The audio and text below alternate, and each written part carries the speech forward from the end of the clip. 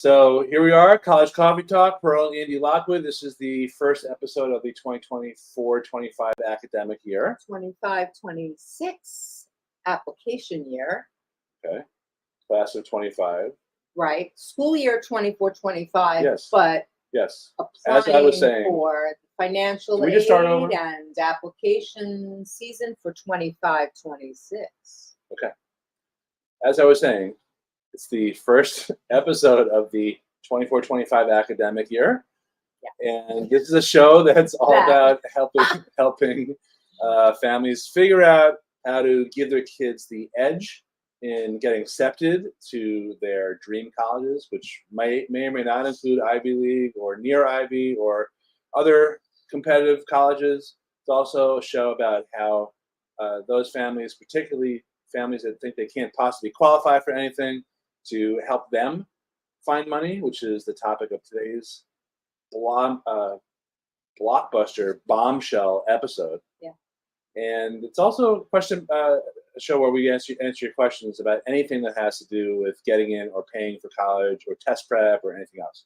So welcome to the show. Feel free at any time, either live with us now or on instant replay, to post your questions. We are here to do that for the next half hour. First, the traditional synchronized beverage sip. It's College Coffee Tuesday, 1, 2, 3. Good morning. Cheers. Now, what did you make today? Was that a Cappuccino. Okay?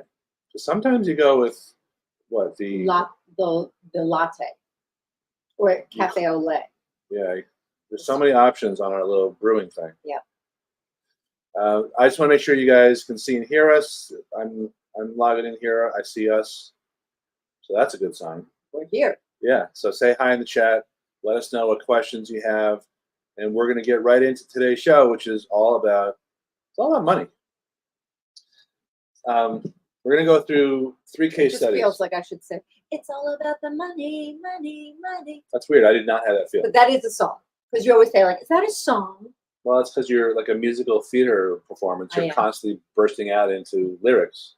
Can I get some likes? We all know that song, and he said it, and it just sort of felt like it's. What is that, a show or is it a song? No, I think it's like a pop song, maybe R&B. Okay. Mm-hmm. All right, fine. But the point is that we could be anywhere at any time, and someone will say something, and Pearl will be like, "Oh yeah, that's and I'm like, "What?"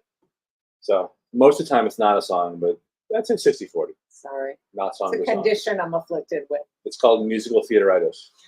It is. Okay. Sure.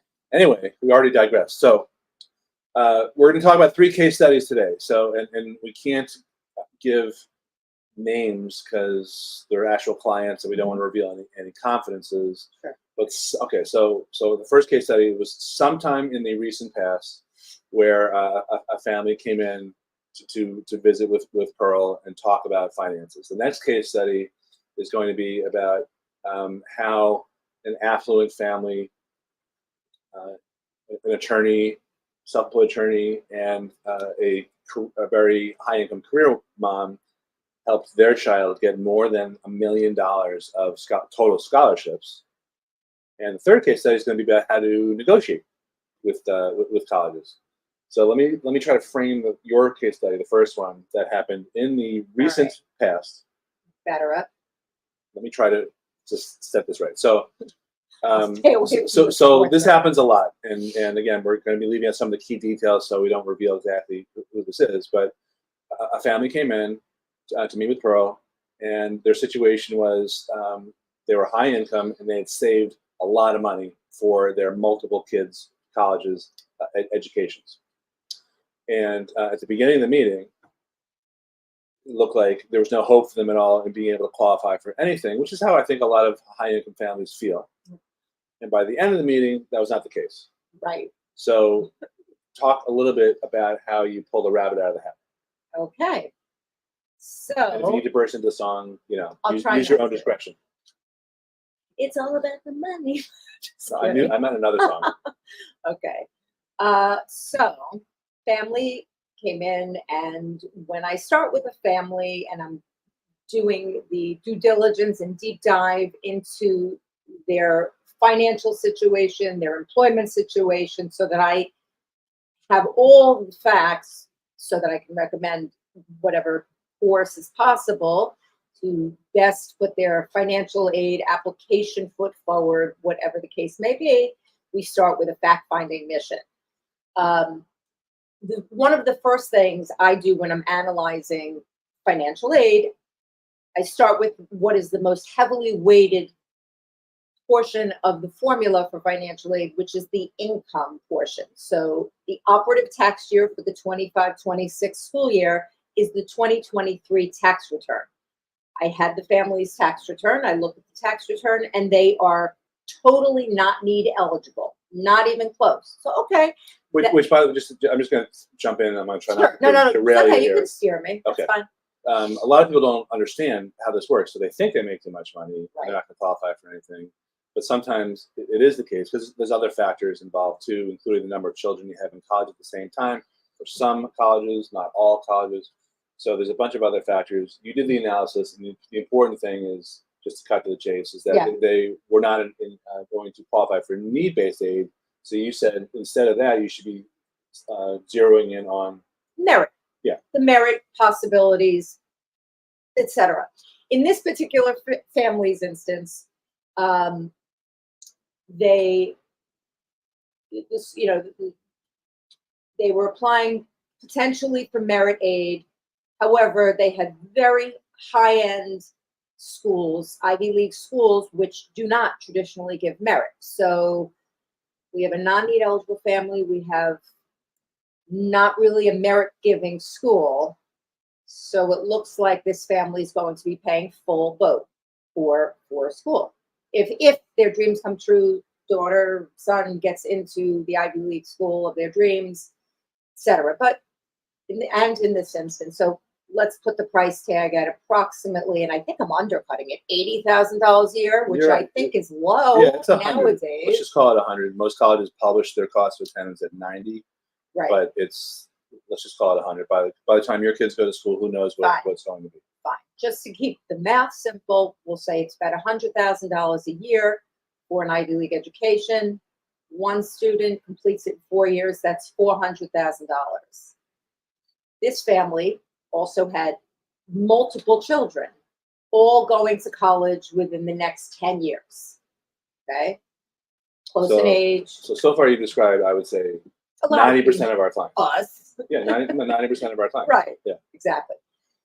So let's just say 3 kids and $400,000 a pop. That brings us to $1.2 million, right, of college expenses that this family was going to is facing, right? Anywho, so after we get through all those realities, and then of course, actually, I don't even need to get into the details of other things, but suffice to say, the income was really high, and this family also very responsibly worked their tushes off to save, so they would have that, knowing full well that it would cost about over $1 million to send 4 kids to private institutions, 5 kids, 3 kids, whatever. And so they saved responsibly. Right, and they amassed this much in assets. So let me just jump in again. So that also is very similar to a lot of our clients who behave responsibly. They had jobs, they made a decent living. We have some clients who are making deep into 7 figures. We have a lot of clients who are in the upper 6-figure range. They don't qualify for anything, and they feel like they're being punished in the financial aid formulas for acting responsibly, for not taking the extra vacations and buying jet skis right and left and the fancy cars and all that. So this was a situation which we have, I would say frequently. It doesn't happen all the time, right? And none of these examples that we're going to cover today are about what's going to work for every family watching this. I have to say that as a recovering attorney. Absolutely. But what Pearl is talking about, and what I'm going to be talking about with the other 2 case studies, are examples of how we were able to level the playing field so that the people who behave responsibly and live below their means, while their neighbors may have gone off to Bora Bora and all these fancy vacations, and there's a sense that they're the ones who get rewarded. Well, this is a way to level the playing field. Exactly. Right? So just you ended up doing this analysis. You learned some other facts. Exactly. Including- Continuing on with my analysis, which includes where do the parents work, Right. how were they employed, how long have they each been at their respective employers, etc. And during that fact finding, it was unearthed that one of the parents was making a career change, possibly, most likely, very easy, into teaching. So, teaching, da, da, da, da, da, teaching, ding, ding, ding, ding, ding. Well, did you know that teachers can potentially, depending on who their employer is, but often qualify for public service loan forgiveness? What's that? Public service loan forgiveness. If a person, a parent who has loans either of their own or parent loans, if that parent is employed by an eligible public service employer, of which just very loosely, and you'd have to check on the federal loan site All right. to see Go in the qualifying weeds. employees. I know I'm in the weeds, Yeah. but it's Yeah. knowable. Okay. You're either eligible or ineligible. Okay. It's not necessarily how you're employed. It is your employer, and that's a relevant fact. So, lo and behold, we looked and saw, in fact, and explained, and basically how it works is if you work for a public service loan, an eligible public entity, Yeah. employer, and you are employed when you begin, you're employed by the eligible employer, and then you make We borrow. you borrow the money for college entirely. This is an oversimplification. Oversimplification. Trust me, this is all you want. There are a couple of things that I do to change the type of loan you have into something else. This is just what has to happen so that you're eligible and qualify for public service loan forgiveness. Then after you make 120 on-time payments, and parenthetically, once we put you in an income-based repayment plan where your payments are actually lower, manageable, lower than what they would be if you did not enter this plan. After 120 on-time payments under that plan, as long as that employee, parent, borrower, is still employed by an eligible, it doesn't have to be the same eligible, but an eligible employer, at that time, after the successful completion of 120 on-time payments, that parent can apply for public service loan forgiveness and get everything that was borrowed plus what accrued to that time in unpaid interest forgiven. That means discharge. Period. Discharge. Yeah. Goodbye, good luck, with no tax consequences on the forgiven amount. It is a huge windfall. So I was able to detail all of this and explain this to the family. Just from a casual, I might be switching careers. Well, as it turns out. Coincidentally, I don't right exactly. But there's plenty of people who are eligible for these programs who don't know about it. So it's not just teachers; it's definitely some doctors. That's right. Which is why I had pointed out that it's not necessarily how you're employed, but rather who your employer is. So that is the key. So anyway, the whole point is that anyone who works for one of these eligible employers, which you can find on the FAFSA website or the student aid website. Studentaid.gov website. You'd have to go into the loan forgiveness section to look up the employer using the EIN number. You might be able. Okay, you might be able to have a complete get out of jail free card like Pearl did, where she was able to wipe out basically almost every last, probably 95% of. Yeah, absolutely. Yeah, of what's going to be this family's that they scrimped and saved for. Right. Not just tuition, whole cost of attendance, room, board, tuition, everything, all in, the whole kit and caboodle. So if you guys have questions, which I think you should, feel free to lob them in here.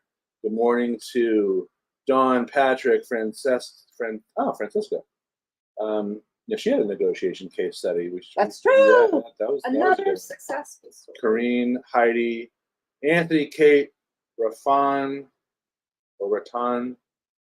Jasusa, I was really Daw, thrilled. Rashi,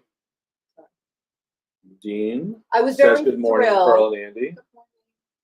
that this Non-Fin, family who had Michelle, who's a school counselor, who might actually be eligible for some of this stuff. yes, Jean-Claude, we'll talk. Jenny, Leslie, Kemraj, Bernalyn, Dina. Does it work if your child plans on being an educator? Yes. For that child's loans, yes. For their student loans. I'll just quickly distinguish here. Students in their own name are capped at what they can borrow in their name at the undergraduate level. Those amounts are $5,500 in the freshman year, $6,500 in the sophomore year, $7,500 in the junior year, $7,500 So the in senior question year. was, Right. for the mom's parent loans, those would not be Those eligible. would not be eligible unless the mom's employer was eligible. But, right. But that students, some 20, if they borrow for all 4 years, $27,000 of borrowing, certainly if that student becomes employed by an eligible employer, seek public loan forgiveness for that amount, yes. Very cool. So, yes, Francesca says, good morning, Andy and Pearl. I don't want to put you on the spot, but if you're comfortable, tell us how much extra Pearl was able to help you appeal for. Because I don't know if I know. You told me that we got more money. I don't even know how much. So I'm just kind of curious. If you're not comfortable, don't worry about it. But that was a very cool success story. Really great. Okay. All right. So let me go on and talk to you about the next case study, which the Chiarellos. He's an attorney. He's a great guy. He's done a couple of testimonials from us. He's if you met him, you would think, oh my God, he's such a hard ass. You know, he's so loud and direct, and you can tell he's a fantastic attorney. He actually happens to have the best sense of humor, which kills Christmas cards, for example. Yeah. Artwork. Yeah, did a whole thing with him and as Blue Man too. Him and his two daughters. Blue Man Group. Blue Man Group, right? So when his older daughter, we worked with both of his daughters, helping them from I think 10th or 11th grade forward for our college advisory service. When we first started working with the older one, the older daughter, who is now very gainfully employed. Yes. Yeah, she's got a very high-powered public relations job. She knew she wanted to go into communications and public relations, so she had to start a list of schools that she was interested in, and I helped round those out, which is what we do with every client, including many schools where she would be eligible for merit aid, because a big trick to this this dream of being able to get merit aid if you are a high income family, like an attorney or a doctor or something like that, is you probably won't qualify for need-based aid, unless you have Pearl pulls some rabbit out of a hat there. But assuming that's not the case, which you have to assume, then your best bet is to, number one, target colleges that are generous, and number two, colleges that will be generous to your child. So generally, that means private colleges, because they have a higher sticker price, but they discount much more. So I suggested a bunch of those. So long story short, she gets into most of the colleges she applied to because she was a top student, and she applied to one or two reach schools, but all the rest were sort of in her wheelhouse. And one of the schools she got into was Penn State, which is notorious for never giving money. But then the offers started coming from all the other colleges that she got into. And ultimately, the way Jerry describes it is, he's like, yeah, you told me to go talk to them, which I don't know if I did, but he said, go talk to them and say, hey, what about all these other offers? So I walked into the financial aid office, and they directed me to admissions. And I spoke to someone in admissions, with his daughter. I think she did the talking, actually. The communicator. And she, right. This was her first high stakes negotiation. Sure. Right. So ultimately, Penn State coughed over. It was almost, I think it was almost the full cost of tuition. They didn't cover room and board. Again, she was a top student, and she got into the honors school there, and she was really, really involved. She was, I think she hosted a show on the campus radio station, and she did all sorts of other stuff in the community to sort of promote Penn State. But when the dust settled, I remember as we were as he was sending me his updated spreadsheet, he would have every school one column, then every offer for one year, and I said add another column which is that offer times 4 because those scholarships Right. are renewable, and we started getting to like 800,000, and I'm like, get me to 1 million, get me, this is a while ago. So she ultimately hit $1 million in scholarships that way offered. Obviously, you can't apply them all to one school, but it was kind of a neat benchmark. And this was, I mean, she must be 5 years out of college at this point. So this is probably 10, maybe 10 years ago. We still see him every once in a while, like riding through our neighborhood on this electric bike or something. So, how can you guys live? That was kind of disconcerting. A couple years ago, we were leaving for vacation. Yeah.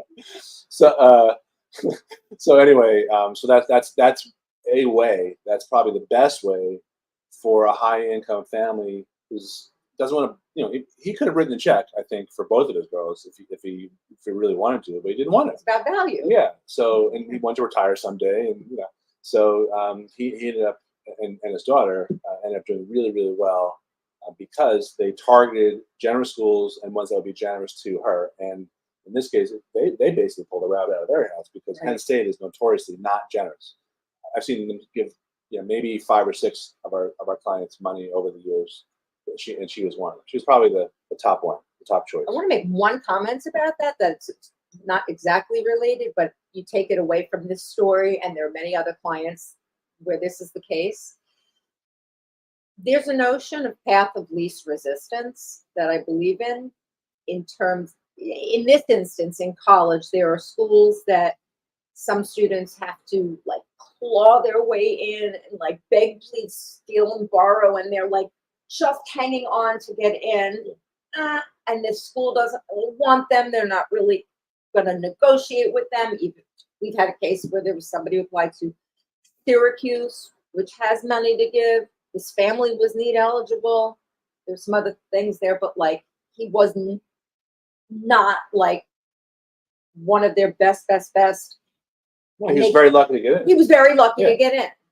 And nice kid, but got no money. the standards. Got no money. They paid, upwards of $80,000, $90,000 a year for that school. By contrast, here is a student where Penn State was rolling out the red carpet for this student, showering them with money, making it so financially feasible, and full well, the other thing that goes along with when they're rolling out carpet, that student, they've identified that student as the top of the heap at that school. So what do you think the result was going to be for the student? I mean, we know a little bit. We know that she's wonderfully gainfully employed in her area of interest, getting paid good money. It all tracked that way. Once she was in a place where, again, the path of least resistance as compared to my Syracuse friend, this student went in and doors flew open for her because she was worth it there. Yeah. She was top student there. And then she was the prize. She felt like a prize. And then she went in there and continued to act as a prize. And the resources that were there for her supported her, and it followed her that way. It just as a notion, when you're going through this process, there are different ways, and it's up to you how you can approach it. You want to claw your way in or do you want to do it this way, realizing what comes from that? What are you looking at? Just making sure. And that's a life philosophy too. Certain relationships don't exactly work and they feel full of resistance. Maybe you take space from those, and then others are just effortless. It's just, and we talk about us. I'm just philosophically just talking about choices that people have. In terms of how you want to go through your life. We have no space. Are you talking about us? It wasn't. Still. It was time we spent together the last few days driving up and back to Massachusetts and playing golf. Is this a newsflash? We spend a lot of time. Do you need a break? No, I thought you were saying it's a life philosophy. Like it is. All right. We have issues to discuss off the air, I think. Okay. Let me go briefly into the third and final strategy that revolves around high-income clients getting money, and that is negotiating. So I like to think of myself as one of the top college negotiators in the country. I've written a book on it, mostly in response to another book that I bought from a very prolific college finance writer, and I read it and I was like, this is so bad. It doesn't even talk about negotiating. 80% is about, other stuff, about just general financial aid stuff. So I wrote this book, How to Negotiate Your Crappy Financial Aid and Merit Aid Offer. And it was based on a bunch of case studies. I have a new case study to share in addition to that from last cycle, and this involved clients out on the West Coast who had a very high-end, successful Italian/pizzeria type business. I just mouthed pizza because I had to talk about Why don't you do it? No. I think we need some time. She loves pizza, though. I do. Yeah. Who doesn't? Every night she's like, "Can we have pizza or quesadilla?" I'm like, "No, we can't do that every night." So, which is basically a pizza with, just the Chicken. Mexican pizza. Yeah. Yeah. Okay. So anyway, so their child got into a fairly elite private West Coast college, and they got a little financial aid award, which is not bad, but it wasn't nearly enough to make them feel comfortable about paying for college. So I said, okay, let's go through. And I have my own fact finding. Let's go through how you valued your business, because there was a number that was put down on the financial aid applications that has to do with business value that used to be exempt. Now it is no longer exempt. That was part of the rule changes that happened at the beginning of 2024. What ended up being revealed by them was, they had a certain value. I said, okay, that's great. All that restaurant equipment that you have, did you buy that with cash or do you have loans against it? And the husband said, oh, no, we borrowed. In fact, some of these, if we were to sell it, some of these loans would probably make us upside down on selling the business. So I said, okay, so if the value on paper is this, for however we came up with it, the reality might be, 0 or below. He said, yeah, I guess so. I mean, I don't like to think about it that way, but yeah, it could be. So I said, okay, well, forget about the goodwill and how great your restaurant is and all that, because it really is. So we went back to the financial aid office at this elite private university on the West Coast and said, listen, thank you very much for your initial award. Appreciate it. However, there may be a discrepancy between what you value our business at and the reality. And then we laid out those arguments, including particularly focusing on the loans. And what ended up happening was, I believe, that the college came back with an additional $11,000 in free grants that you don't have to repay them, and then a 0% $2,000 interest-free loan. So it was pretty much just an email that went that got them an extra $13,000, and hopefully that will recur every year. I don't see why it wouldn't unless their income goes too high. But in terms of the value of their business, we have a lot of business owners who we're in the same boat. Where privately we think, oh yeah, our business is so valuable, we can make millions if we sold it or something like that. But if you're an outsider and you look at it, you might disagree as to the actual worth. So in financial aid, you want to be a pauper if you're a business owner. You don't want to be full of confidence and braggadocio. You want to feel like you're one step away from closing the doors permanently, at least when you fill out your financial aid applications. Are you posting on social? Yeah. Okay. Well, that's the end of the case study. Pearl, do you have any closing comments? Any questions that came in? Anything else before we wrap up? We've got literally 1 minute. This is last call. Ding, ding, ding. Dina says thank you. You're welcome. Christine is watching. Hello, Christine. Patricia, Shazia, you guys have any questions, feel free to pop them in chat, either live or on replay. Pearl, you have the final word. Wow, lots of pressure. Just any questions you have about anything we discussed today, or any questions you may have related to the college planning process. We handle all parts of the college process. I think a lot of people think we just do test prep, or we just do essays, or we just do the college list, or financial aid, loan forgiveness. anything that has to do with any part of the college plan, because our philosophy about this is it requires not a onesie, twosie, this, that. It's almost as if a general contractor who's in charge of building a home, they take care of and they oversee the plumber and the electrician and the building and every part of it. We take a holistic view and we cover anything that is concerned affects the college plan and process, not just for the 4 years, but clearly, as we told you in the beginning of the story, your financial plan for the rest of your lives, even Your kids. your kids, how it all, Plans. your plans. We take it all very seriously and we go deep on all parts of that process. So if you have questions surrounding any of it, please, we're here as a resource. Pop your questions, your comments, your inquiries in chat. It's okay if it's not live. We will come back to it. We do look at it. We take what you're interested in very seriously, and we would love to provide information on the things that you're interested in. So with that, wishing you a fabulous week. Thank you, General And Contractor Pearl. Pearl Lindy Lockwood signing off from Lockwood College Prep. If you're, wherever you're watching this, we broadcast this live every Monday on Facebook, facebook.com/Lockwood College Prep. But this goes out to our podcast and Instagram and TikTok and all these other places. Yeah. Just if you want to never miss out on tips like this, which I know you're not going to get from your guidance counselor, I think that's pretty obvious. Right. Just subscribe wherever you're watching or listening, and you'll never miss out. Yep.